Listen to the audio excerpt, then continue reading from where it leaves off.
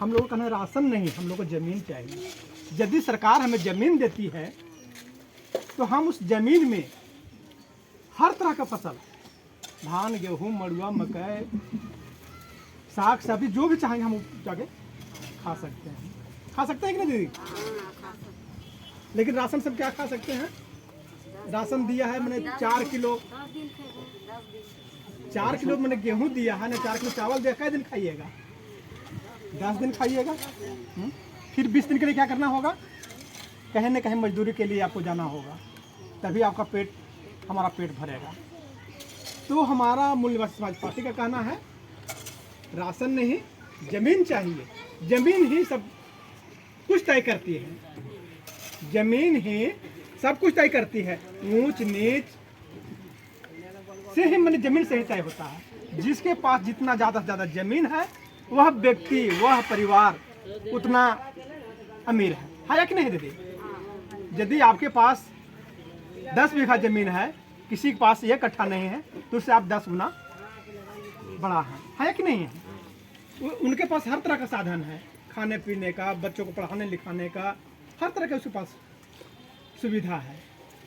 तो ज़मीन ही तय करती है ऊंच और नीच।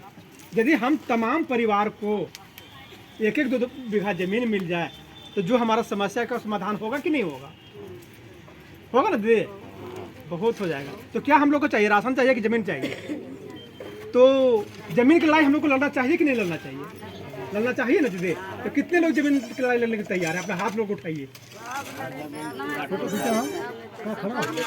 वीडियो क्योंकि ज़मीन ही मुख्य कारण है। जिस दिन ज़मीन समाज में बराबर हो जाएगा, उस दिन भेदभाव ऊंच नीच का जो है वो खत्म हो जाएगा। होगा कि नहीं दीदी? यदि आपके पास भी 2 बीघा है, वो दीदी के पास 2 बीघा है, उनके पास 2 बीघा है, क्या उनके यहाँ आप काम करने के लिए जाइएगा? नहीं जाइएगा। आप अपने खेत में लगल रहिएगा, अपने खेत में मेहनत कीजिएगा। कीजिएगा कि नहीं कीजिएगा दीदी? तो ये जो हम लोग को लड़ाई है, उचित है कि अनुचित है? उचित है ना दीदी? तो इस लड़ाई में आप लोग सहयोग कीजिएगा ना? तो दीदी, अब हम लोगों का मूल निवासी समाज पार्टी आह्वान की है, मूल निवासी समाज पार्टी की आह्वान है दीदी, 13 तारीख 10वां महीना यानी अगले सोमवार के, यही सोमवार, हाँ यही सोमवार, आज कौन दिन हो गए? बृहस्पति हो गए। सोमवार के दिन मूल निवासी समाज पार्टी की ओर से एक यहाँ सम्मेलन की जा रही है फतेहपुर हाई स्कूल में।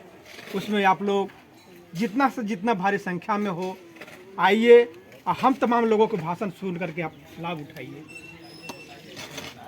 यही कहने के लिए आप लोगों के बीच दीदी हम लोग गांव-गांव जा रहे हैं, क्योंकि ये गरीब की लड़ाई है, ये हमारी लड़ाई नहीं है, ये गरीबों की लड़ाई है। यदि यह गरीब की लड़ाई नहीं होती तो हम गरीब के बीच नहीं जाते, गरीब को नहीं समझाते। जिस दिन गरीब समझ जाएगा कि हमारा हक क्या है, हमारा अधिकार क्या है, हमें उसके लिए लड़ना चाहिए या नहीं चाहिए, जिस दिन लड़ने के लिए तैयार हो जाएगा, तो जिसके पास जमीन जो मैंने कि आज हजारों हजार एकड़ रख रखा है, उसको जमीन से हम लोग बेचेंगे। तो दीदी, सरकार जो मैंने कह रही कि जमीन, राशन हम दे रहे हैं, हमें कहना है राशन नहीं, ज़मीन चाहिए। सरकार हम लोग को जो शिक्षा दे रही है, ये भिक्षा दे रही है, हमें असली शिक्षा चाहिए, ये भिक्षा नहीं चाहिए। 5 किलो क्या है? भिक्षा है। यदि एक भिखमंगा 10 घर 20 घर घूम जाए दीदी, तो आराम से 5 किलो राशन वो इकट्ठा कर लेगा कि नहीं कर लेगा दीदी? 10 से 20 घर में कोई भी एक दीदी चाची हमारे एक पौवा अनाज से कम न देती, वो भिखमंगा के नहीं। क्या एक पौवा अनाज से तो 20 घर घूम गया, 5 किलो हो गया कि नहीं हो गया है? वो आराम से मैंने कई दिन खा लेगा। यदि वो 50 घर घूम गया तो 10 से 20 किलो देखा भीख मंगा लोग के नहीं। तो हमें ये भीख नहीं चाहिए, हमें असली शिक्षा चाहिए, हमें भिक्षा नहीं, शिक्षा चाहिए। कैसी शिक्षा? जो आज हमारी सरकार जो शिक्षा दे रही है, गरीबों के लिए एक अलग शिक्षा, अमीरों के लिए अलग शिक्षा। हमारी मूल निवासी समाज पार्टी कहती है कि नहीं, पूरे देश में, पूरे बिहार में एक तरह का शिक्षा हो। एक तरह का शिक्षा यदि होगा दीदी, तो निश्चित है कि बड़े बड़े के बाल बच्चा पढ़ करके डॉक्टर, मास्टर, कलेक्टर बन रहा है, तो हमारा भी बेटा, हमारा भी बेटी पढ़ लिख करके डॉक्टर, अफसर, मास्टर, कलेक्टर, जो भी है पद, वो हमारा भी बाल बच्चा बन सकता। लेकिन इस शिक्षा से हम लोग को वंचित कर दिया है कि गरीब की बाल बच्चा पढ़ेगा नहीं, न तो वहाँ तक पहुँचेगा, नहीं तो अपना अधिकार के लिए वो लड़ेगा, है ना दीदी। तो हम आप लोग से विशेष नहीं करेंगे।